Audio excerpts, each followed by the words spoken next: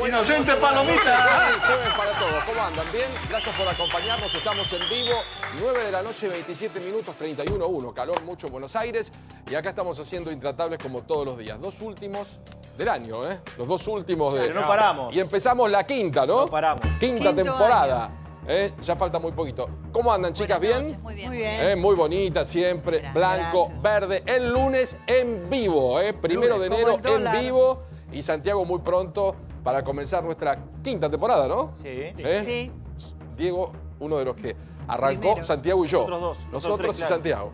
Bueno, vamos a arrancar un día con muchísima información. No descansa nunca la Argentina. Está llegando la señora Oliván también, que ya se suma. Hay una noticia de último minuto que ya vamos a ampliar y que tiene que ver con una detención muy importante. Y por supuesto lo que pasó hoy por la mañana. La economía en la Argentina, cómo terminamos el año y hacia dónde vamos. En segundos, la noticia de último minuto. Detenciones, la carátula es extorsión en pleno corazón de Buenos Aires. Cuando hablamos de extorsión estamos hablando de un delito cuyos topes son 5 de mínimo, 15 de máximo. Significa que de probarse uno termina en la cárcel. Ya ampliamos porque hay una noticia de último minuto. Bien, la noticia de último minuto, Débora, bienvenida, vamos a ampliar y vamos a aportar todo lo que tenemos a esta hora, que tiene que ver con detenciones, con la Policía Federal Argentina actuando, un operativo espectacular que se produjo en Cerrito al 700. Exactamente, en el microcentro. Mira, estamos hablando de Juan Manuel Ducler, es el hijo del financista Aldo Ducler. Recuerdan ustedes que falleció en circunstancias que el propio hijo ponía como dudosas. Había sido financista y había manejado fondos vinculados con la familia Kirchner. Bueno, su hijo, Juan Manuel Ducler, quien había hecho esa denuncia en su momento, fue detenido junto con sus abogados. Estamos hablando de Alejandro Sánchez Clavermaten y también de Pablo Brugo. Sí. Esto es por el delito de supuesta extorsión, una causa que llevaba adelante el juez Rodolfo Creseri. Sí. Fue el operativo realizado en el microcentro porteño. Esto es Cerrito al 700. Exactamente. Quedaron los tres alojados en la Alcaldía de Investigaciones de la Policía Federal. Y, bueno, la denuncia que pesaba sobre ellos y por lo cual estaban siendo investigados era supuesta extorsión. ¿Por parte de quién? Del empresario Sebastián Eskenazi. Exacto. Lo que a la familia aparentemente... Eskenazi le hacían la extorsión. Y de acuerdo a la información que venimos manejando, se llevó a cabo todo un trabajo de inteligencia con cámaras que puso la Policía Federal, donde estamos viendo ahí en Cerrito al 700, cuando ingresan, cuando salen, con el dinero marcado. Y este es el momento donde esta gente iba a cobrar esa extorsión. Estamos hablando de abogados también muy conocidos. Sí, bueno, muy esto es lo que conocidos. se llama una entrega controlada.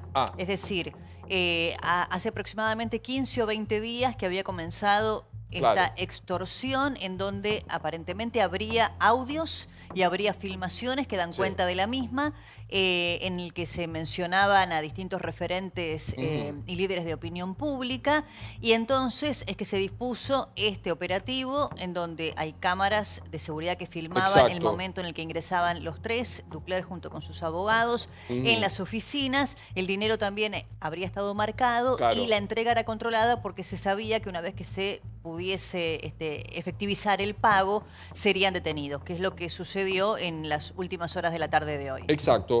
Bueno, estamos, por supuesto, es una noticia de último minuto, estamos todos produciendo en vivo.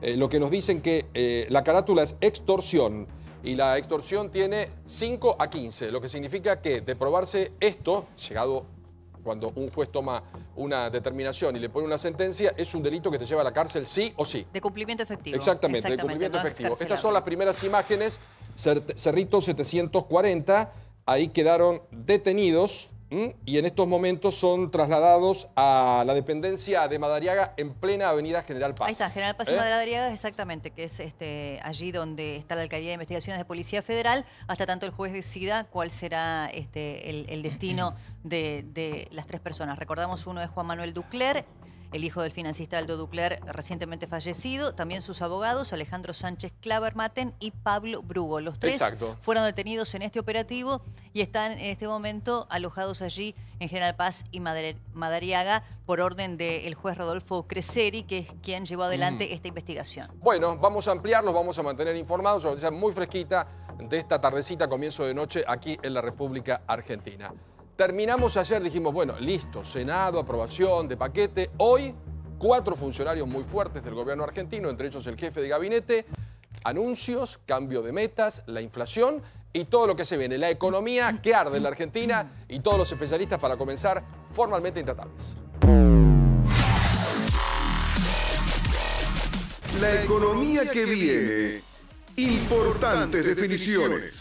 El equipo económico ofreció esta mañana una conferencia de prensa en conjunto para detallar los lineamientos económicos de 2018. Metas de inflación, déficit fiscal y endeudamiento entre los puntos más salientes. Hemos decidido recalibrar nuestras metas de inflación vigentes para los años subsiguientes, demorar un año la llegada a nuestro objetivo último de inflación, que es del 5%, desde el año 2019 al año 2020. Quiero recalcar también que ahora vamos a trabajar con un número específico y ya no con rangos como veníamos trabajando, es decir, que ahora el número es 15% para el 2018, 10% para el 2019 y 5% para el 2020. A partir del año 2020, la inflación deja de ser una fuente de financiamiento para el gobierno en la Argentina. Dado esta convergencia gradual hacia el equilibrio fiscal, ¿cómo queda el famoso tema de la sostenibilidad de la deuda, ¿no? Este endeudamiento, si bien es transitorio,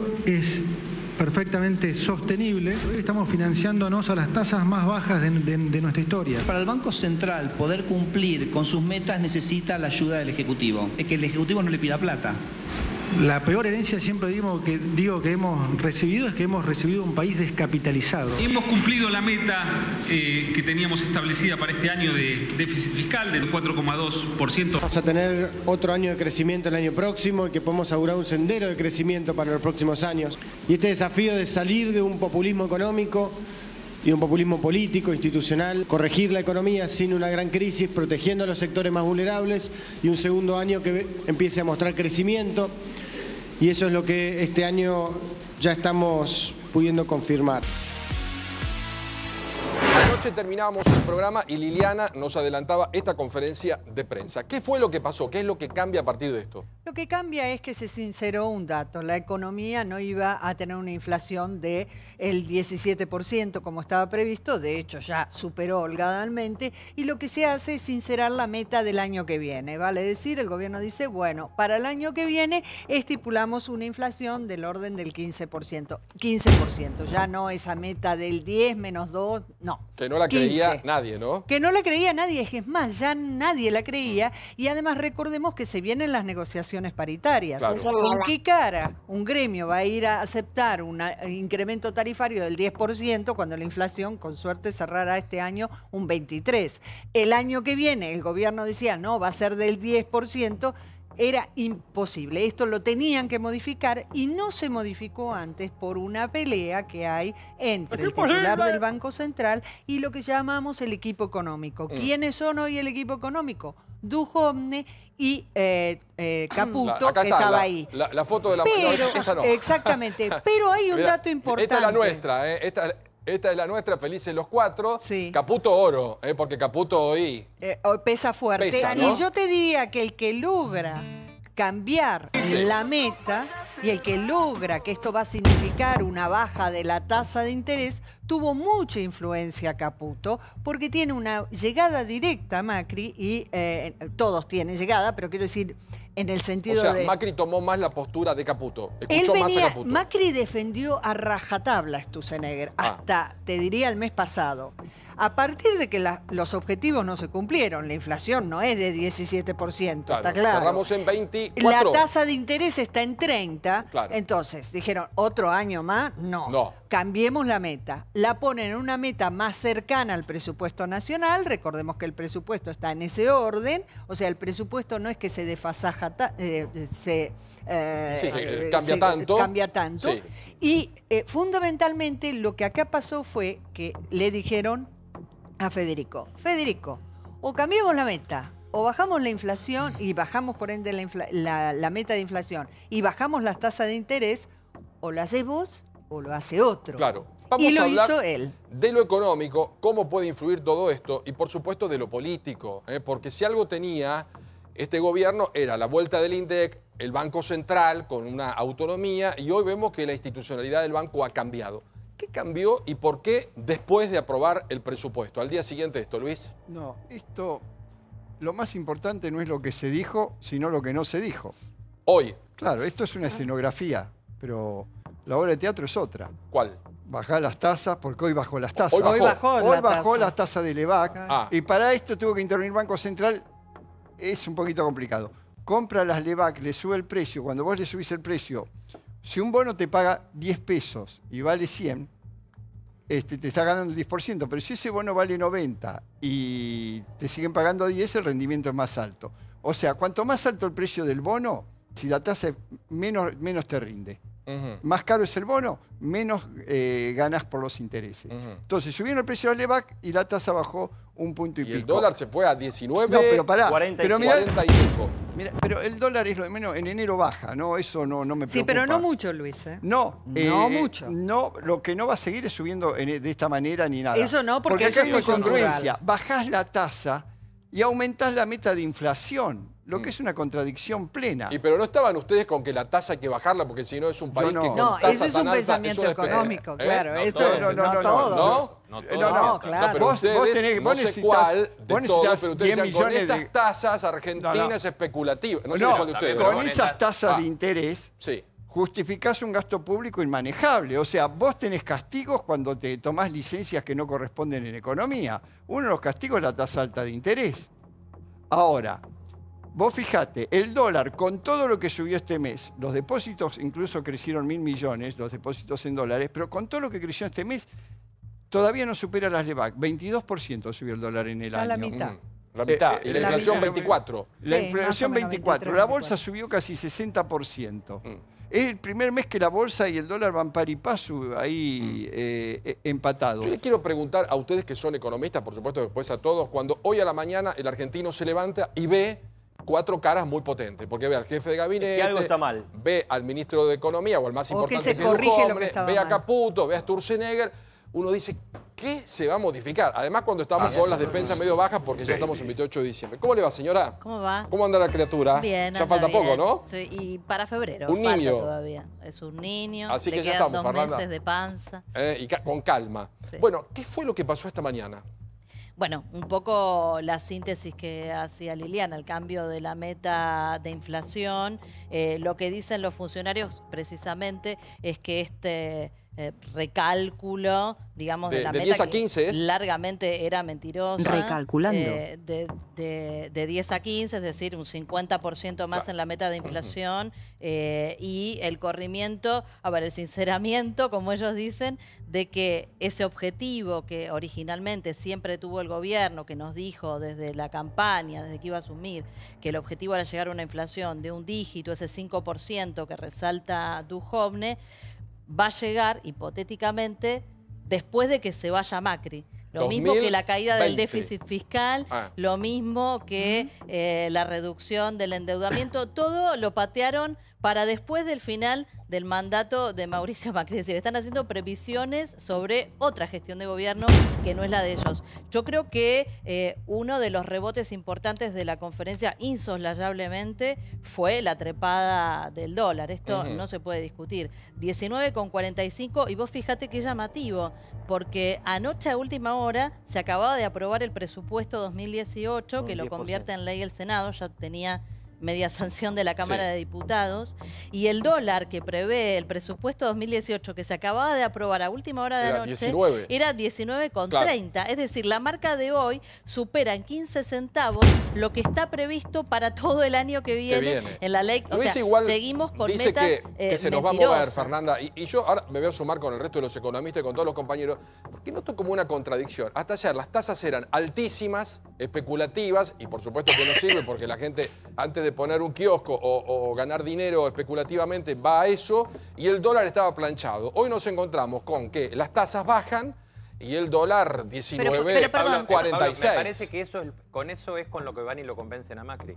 ¿Con qué? Macri van y lo ¿Con ese convencen. argumento? Claro, Macri, como decían aquí, Macri estaba sosteniendo a Sturzenegger y su política de tasas altas. A Macri van y le dicen, termina convenciéndolo de esta política, que es una política que mantiene de alguna manera enfriada la economía, no es una política que haya ayudado a controlar la inflación. Lo estoy tratando de decir en los términos más lisos y llanos posibles. 24 de inflación. Y con eso es con lo que lo terminan convenciendo a Macri de que se monte esta puesta en escena que vos dijiste hoy, donde claramente, es más, la conferencia de prensa empieza hasta con una especie de chistecito de Sturzenegger diciendo me invitaron a venir, me crucé la calle, con el jefe máximo de la economía argentina sentado en el medio, ratificado por Macri, que no es ninguno de los economistas. No, es Marcos Peña. Marcos Peña. Es Marcos Peña y Sturzenegger sentado en el mismo nivel que el resto de los otros dos ministros. Que no tendría que haber estado. Lo que no tendría que haber estado porque el Banco Central es autónomo. Ahí está pasando a ser parte del equipo económico, cuando la obligación de Sturzenegger es defender el peso. Esa es una foto política. Esta es una foto política. ¿Qué quieren mostrar? Es un error grosero.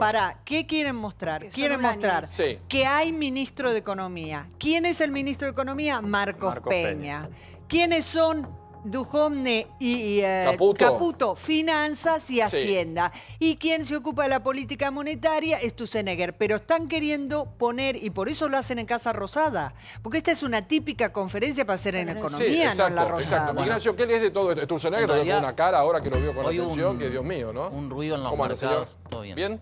Todo bien. Ruido con el dólar. En los mercados con el dólar, con las tasas, importantes justamente porque las lecturas son dos, como decían. Una es la falta de independencia del Banco Central, que Sturzenegger esté sentado en una conferencia al lado del Poder Ejecutivo y que sea el Poder Ejecutivo y Duhovne el que anuncia el cambio de metas, en realidad está mostrando como una injerencia o un avance o un disciplinamiento, digamos, de Federico Sturzenegger frente al Poder Ejecutivo. Que está muy mal visto para los mercados, sobre todo para la Argentina, que tiene que sobreactuar independencia por las crisis financieras y cambiarias que tuvo en los últimos años. Tiene que ser mucho más independiente el Banco Central en este país que en el resto de los países. Y el otro tema es la expectativa que generó de baja de tasas de interés en el mercado. O sea, el mercado no estaba descontando esto y hoy justamente acusó recibo en el mercado cambiario con la suba del dólar. Exacto, pero para ahora usted el fue tema es qué sorpresa pasa o no. después. Esto fue si sorpresa porque yo coincido con Fernanda. Si anoche se termina de aprobar el presupuesto, se habla de lo que van a ser las variables económicas del año que viene. Y hoy hay que salir a corregir un 50%. No, es que justamente por eso lo hicieron.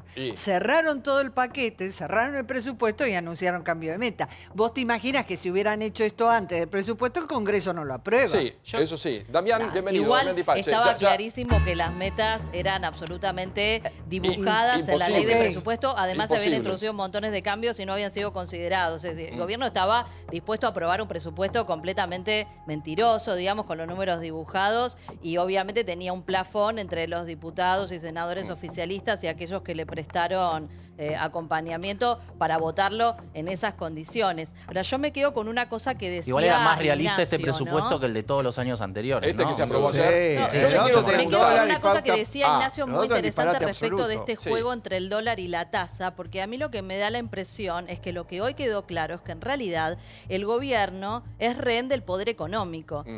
No es ni contra Sturzenegger ni contra el ala económica, digamos, del Ejecutivo, porque vos fíjate lo que pasa, ni bien dicen, bueno, esto de relajar las metas nos va a permitir reducir las tasas, porque, bueno, había salido Carrió con esa nota incendiaria hace unos días atrás, ¿se acuerdan?, en La Nación, diciéndole a Sturzenegger que tenía como retándolo que bajar las tasas.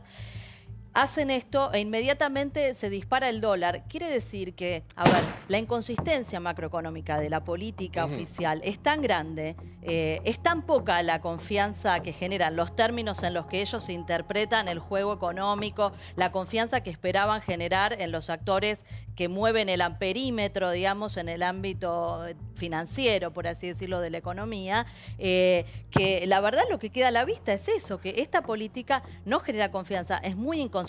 El presupuesto es una prueba de esa inconsistencia. Y lo que ha pasado hoy, con un dólar escalando, que sí es preocupante, a diferencia de lo que decía Federico Sturzenegger, porque, a ver, la evidencia empírica lo que muestra es que en la Argentina el 72% de las modificaciones en el tipo de cambio van a precios, y además estamos sumando. Estamos a 3 días de cierre del año, tenemos Fernanda, duplicación del precio del boleto de tren, de colectivo, ahora vamos a eso porque la noche es larga.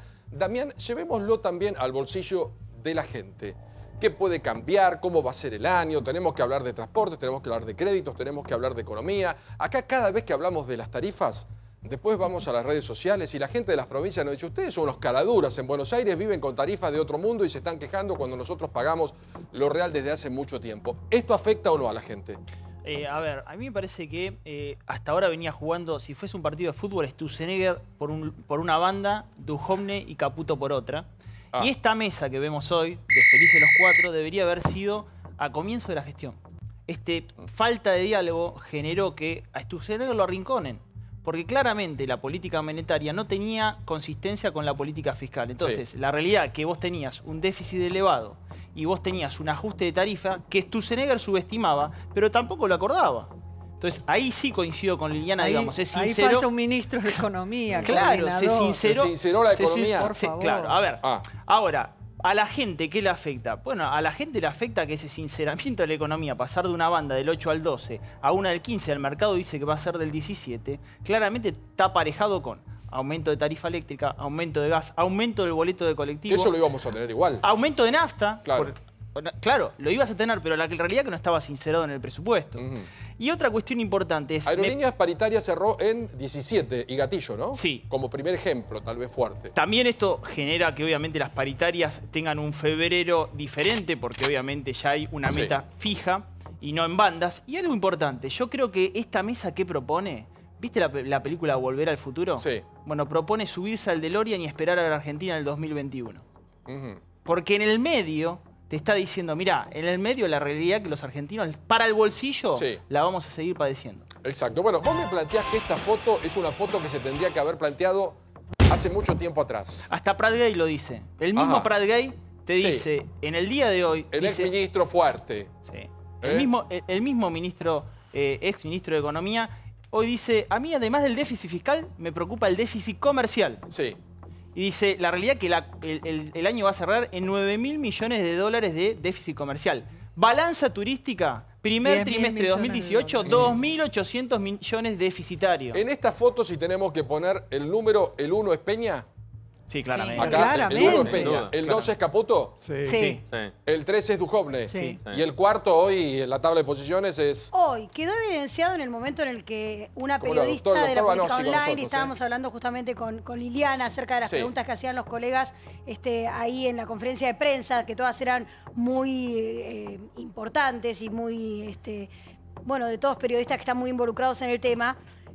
La pregunta importante, me decía Liliana, es esta. Y justamente fue la que después reflejaron todos los medios. Se llama Marcia de Loca, la periodista, que le hizo la pregunta que incomodó al ministro y que dejó en evidencia todo lo que estamos hablando. Ella es de la política online, como decía recién. Y lo que dijo es recordarle al jefe del Banco Central, a Sturzenegger, lo que él mismo decía en mayo, no hace tanto, de este propio año, y muchas otras veces antes, que es las metas que no se cumplen no son metas. Como que no se podían cambiar las metas. La de inflación no la cumplió. Cuando la periodista le preguntó cuál cree que usted que es el mensaje que se le da a los mercados internacionales, que sea el ministro de Finanzas o que sea el jefe de gabinete quien diga que cambia la meta inflacionaria y no el Banco Central, Sturzenegger, sin saber que el micrófono estaba prendido... Lo reconoció, se lo dijo Marcos Peña. Tiene razón. Le dijo, tiene razón. Marcos Peña le dijo, ¿cómo? Dijo, es una cuestión institucional. Marcos. Tiene razón. Siguió hablando Marcos Peña, contestó la pregunta Marcos Peña, pero eso evidenció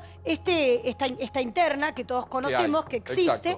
Y que, bueno, si bien la foto están todos juntos y si bien estamos diciendo las fallas o no fallas, yo hoy entrevistando a Redrado me decía... Nadie llega al Banco Central con un manual de cómo tiene que actuar, de qué tiene que hacer, de cómo no equivocarse, de cómo no retroceder en las metas que se propone.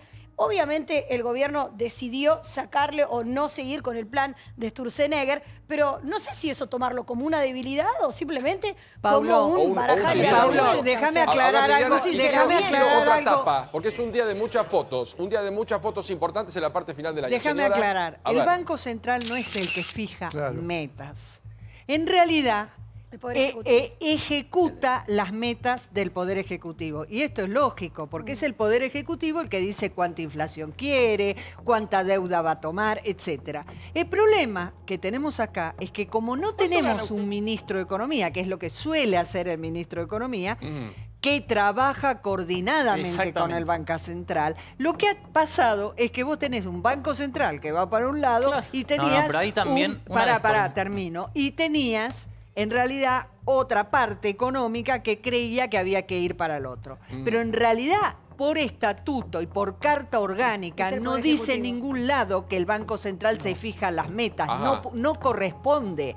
Pero sí el Banco Central tiene independencia en el instrumento. El gobierno ahora dice inflación 15 y el Banco Central tiene que tener la independencia absoluta para subir, bajar la tasa, intervenir o no en el mercado. Pero el problema es ese, es lo que no se defiende. La función del Banco Central es defender el valor del peso, no la meta inflacionaria ni nada. Ahí tiene incluso una encuesta de mercados que hacen sobre pautas y todo. Es defender el peso y ser el gendarme del sistema financiero. El Banco Central. Nada más. Un banco no puede decir la inflación va a ser 15, el sistema de metas, el sistema de metas de inflación, que el gobierno anterior no lo usó, no tuvo que modificar la Carta Orgánica del Banco Central. Es un sistema que algunos países lo usan y otros no.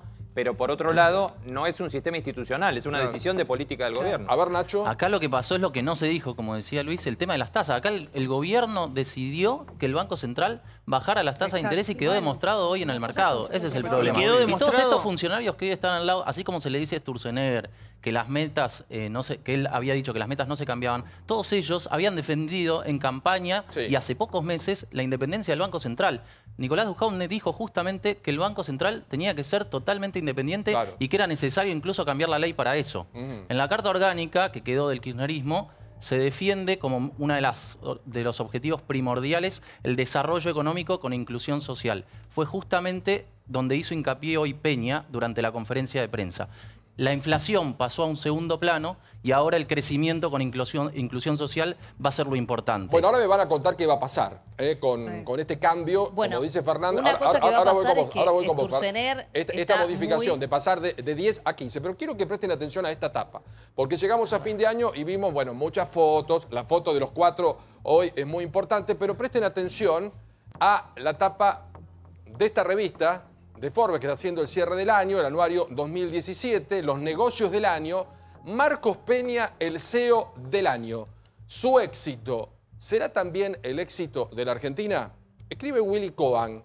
Pero acá vemos algo muy particular, Débora, porque según Forbes lo plantean al ministro, al superministro, al jefe de todos los ministros, como el CEO del año. Bueno, es una provocación interesante que no hace más que dar cuenta de lo que vimos en estos 2 años de gobierno de Mauricio Macri, ¿no? Si realmente tienen conciencia todos aquellos que vienen de la función privada y no pública, muchos de los que hoy están en el gabinete, de lo que es administrar la cosa pública.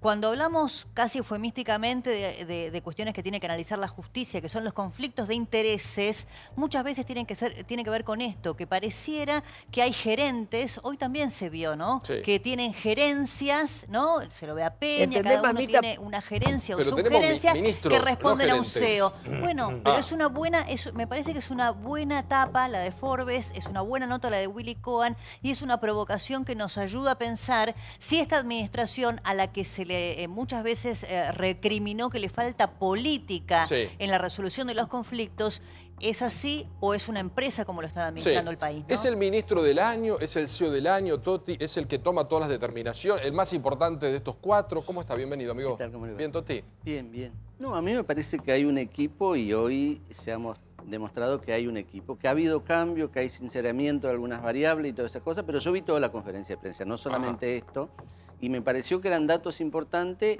que hoy se ratificara que hay crecimiento económico, que hay baja de la inflación y que también hay baja de la carga tributaria. Creo que esos 3 elementos hacen de que estemos en un momento muy particular de la Argentina. Y por supuesto que los reacomodamientos se tienen que ir dando. Y el otro dato que a mí me parece que marca también el final del día es que esta política va en contra de lo que se venía criticando, de que los únicos ganadores eran aquellos que hacían la especulación financiera. Hoy, con la baja de la tasa de interés, me parece que la suba del dólar también lo hace a Argentina competitiva. A mí me da la impresión que vamos a la etapa de crecimiento con inclusión social. Estos elementos, estos que están hoy acá, me parece que son centrales para la nueva etapa de la Argentina que empieza a crecer. A mí, Gustavo, esa palabrita CEO me parece rara, ¿no? Porque una cosa, vamos a elegir mañana los personajes del año. ¿Cuál es el ministro? ¿Es el ministro del año? ¿El CEO del año? Claramente. Podrá ser una provocación periodística. Pero, a ver, recordemos lo que dijo Macri a fin de año pasado. dijo, mis ojos y mi inteligencia son Marcos Peña, Quintana y Lopetegui. Pero Marcos Peña más. Y de los tres, y lo sabe bien Lili, porque está todo el día en Casa Rosada, cualquiera que vaya periódicamente a Casa Rosada sabe que el hombre que define es Marcos Peña. Fue quien le ganó en su momento a Pratgay, es el que le gana a todos, es el hombre más fuerte del gobierno, indudablemente. Claro. Hace un año le ganaba a Pratgay, Hace un año le ganaba a Pratgay, ¿no? El tema es si Marcos Peña sabe de política monetaria, ¿no? Porque está metiéndose en un tema que... Yo creo que hay otra persona, a mí no me parece casual la gran nota que le hizo La Nación a Lilita Carrió este fin de semana, que bien recordó... El domingo, decía Fernanda. Que bien recordó Fernanda, porque Lilita Carrió dijo dos cosas, dijo...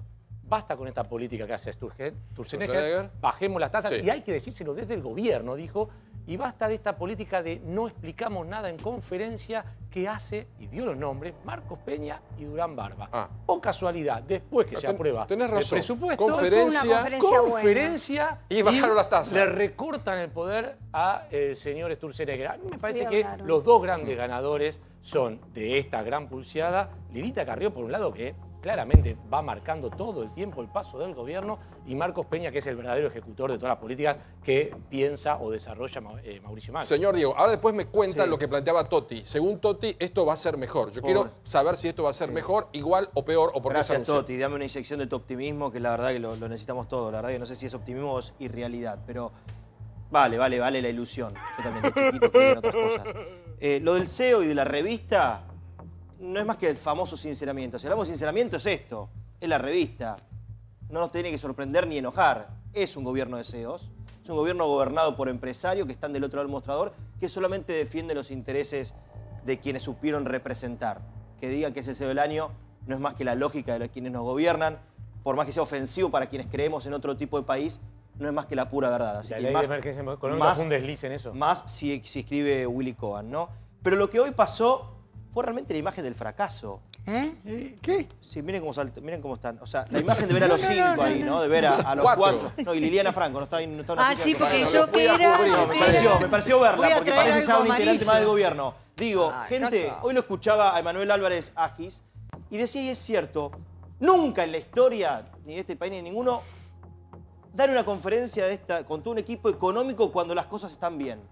Esto que sucedió hoy es realmente una señal de que estamos mal.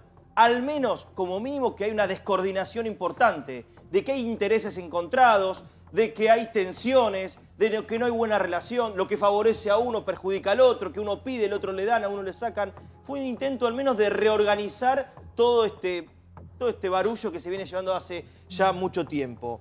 Lo cierto es que la economía se basa, y es tan loco, y con Fernanda tal vez me ayude un poco, cómo han cambiado la vara de medición de la importancia de la suba del dólar o no, de las tasas, con respecto al kirchnerismo, ¿no? Y decíamos, y se han cansado hasta el hartazgo de decir durante el kirchnerismo que la economía es confianza, es credibilidad, es lo que los mercados y la gente puede aportar. Este gobierno, si hay algo que nos está aportando, es confianza. Mientras estaban dando la conferencia, el dólar subía. Hoy terminó con 19.45. Apenas bajaron un punto la tasa de las Levax porque cerró en 26. ¿A cuánto está? 26.90, casi 27. La de largo estaba. Bueno, digo, lo que pasa es que acá te envuelven este vaso en flores y te venden un paquete con un relato tan mentiroso como el que se quejaban que tenía. Digo, Luis, es un verso tan grande y magistral que la gente compra. La verdad que la economía cero, vos. Déjame contar una anécdota chiquitita de algo que pasó hoy para ilustrar. Luis y Fernanda. Vamos con los turnos. A ver.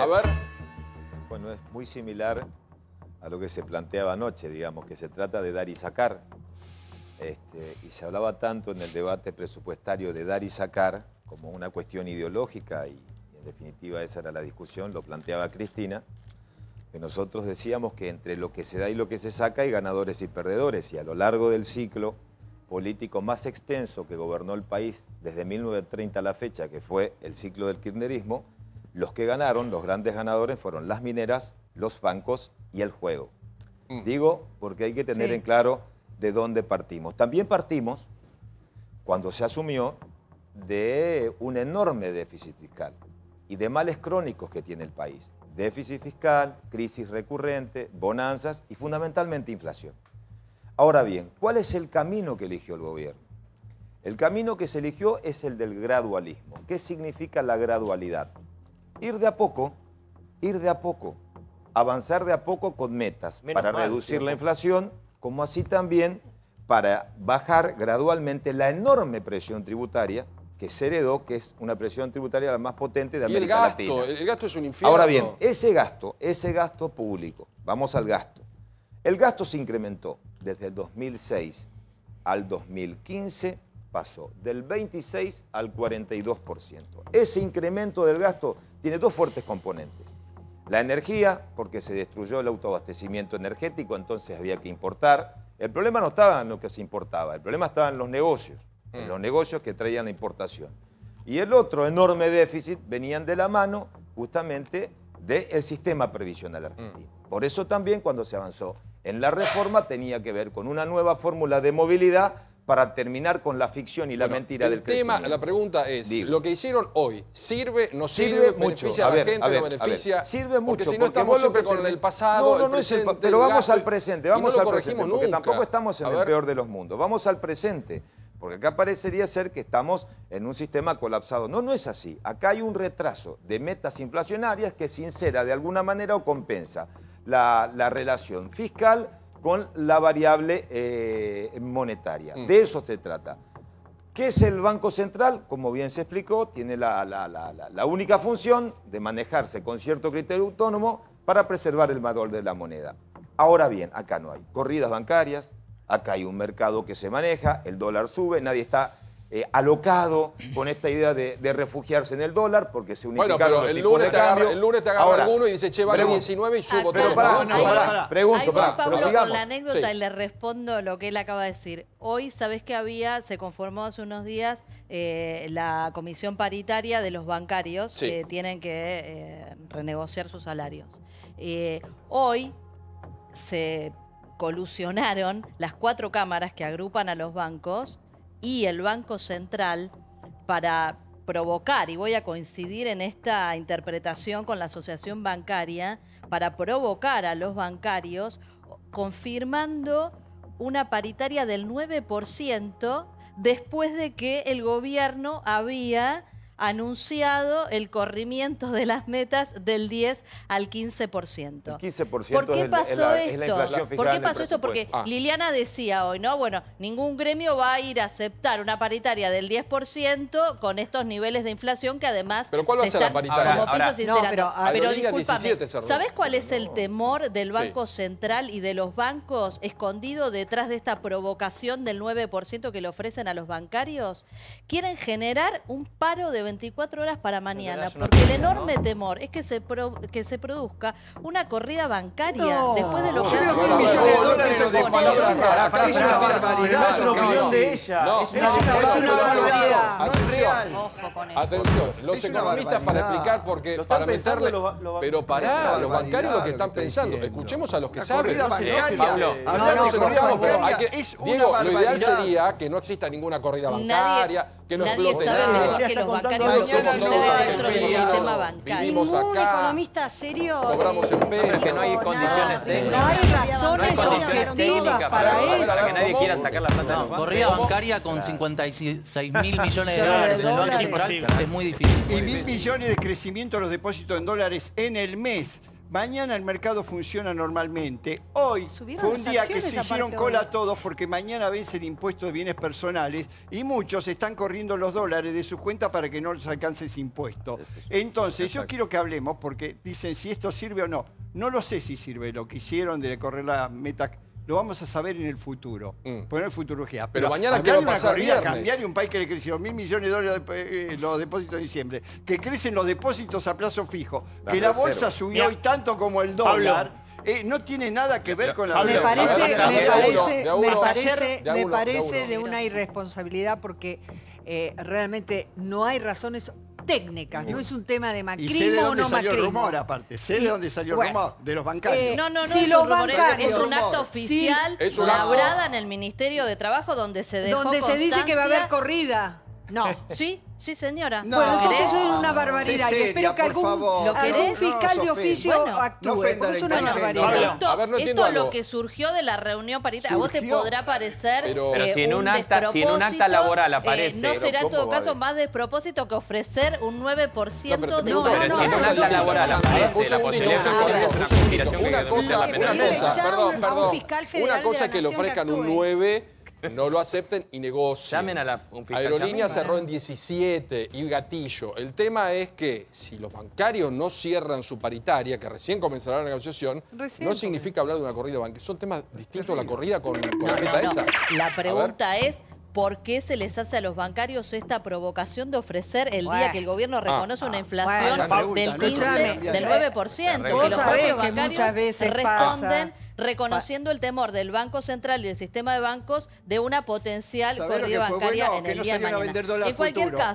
En cualquier caso, vuelvo a lo anterior y retomo un poco lo que se decía por ahí respecto del déficit y demás. Lo que queda en evidencia de todo esto es la enorme inconsistencia macroeconómica de la política. A ver, el déficit, que es cierto que había déficit en el 2015, se ha multiplicado desde que Mauricio Macri asumió. Hoy Duhovne enfatizaba que se ha cumplido o sobrecumplido la meta de déficit primario, que tiene que ver con el profundo ajuste que pesa sobre todo los argentinos, el tarifazo porque se han quitado los subsidios, los remedios que se le dejaron de dar a los viejos. Bueno, ahora acabamos de aprobar esta vergonzosa reforma previsional que le saquea 100.000 millones de pesos a los jubilados, a los niños, a los más vulnerables, pero la cuestión es que el déficit sigue creciendo y sigue creciendo bestialmente. ¿Por qué? Porque lo que crece es la deuda, porque el gobierno está lleno de agujeros. Lo que decía Prat Gay, me preocupa el déficit comercial, 9.000 millones de dólares de déficit comercial. Después te voy a preguntar cómo lo arreglamos. Más de 20.000 millones de dólares de déficit de cuenta corriente. Y recaudamos un dinero. Todo eso? ¿Cómo lo hacemos?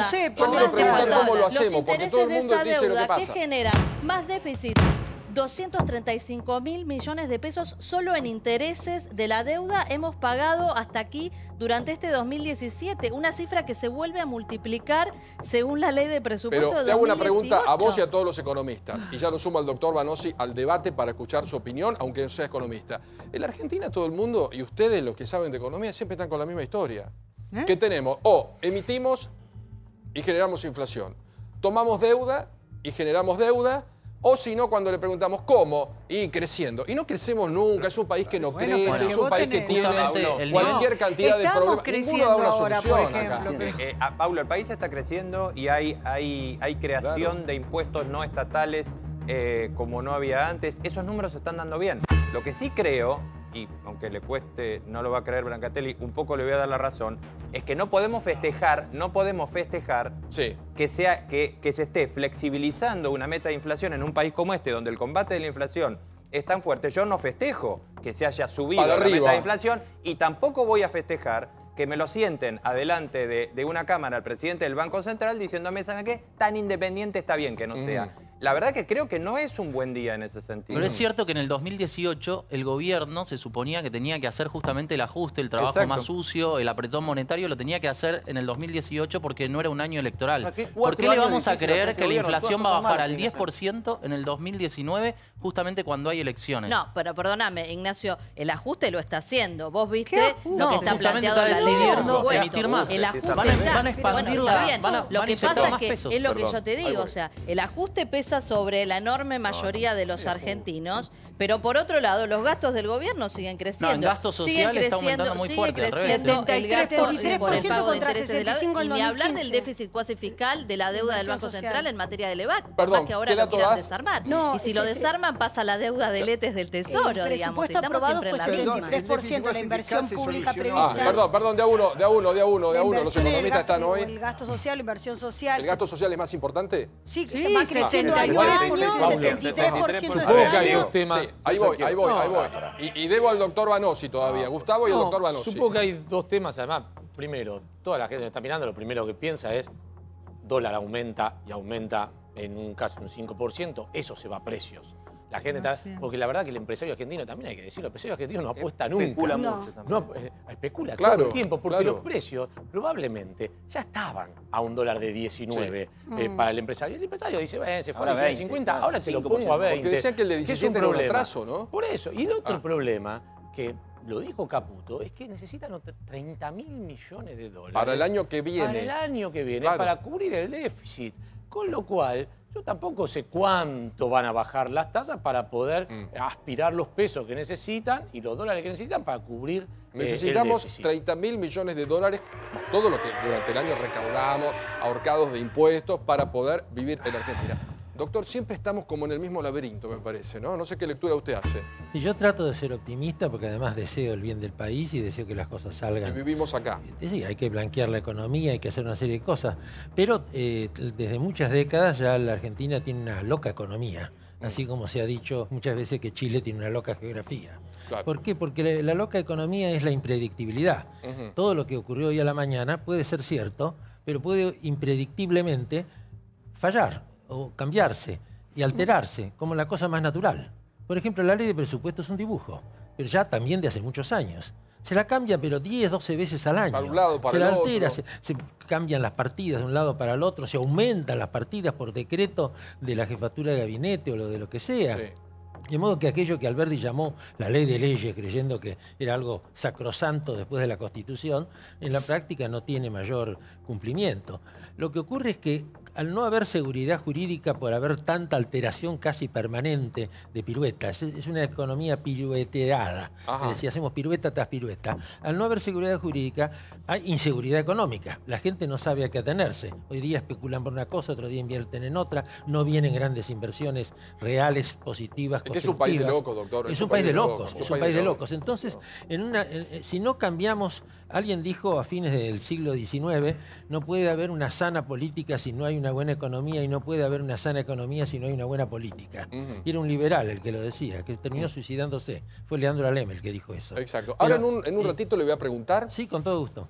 Por la situación de Cristina del año 2018. Cristina hoy se va al Calafate a pasar fin de año, ¿no? Con su familia, creo que bueno, recién en el acto estuvo en Avellaneda, Cristina, junto con el intendente de Ferraresi, y bueno, dijo, entre otras cosas, ¿no? Espero que en el 2019 haya otro presidente que no sea Macri en la Casa Rosada. ¿Querés escucharla? Porque apareció Pichetto. Pichetto está en los pensamientos de Cristina. Esto pasó hoy en Avellaneda, con el intendente, allí estaba la expresidenta.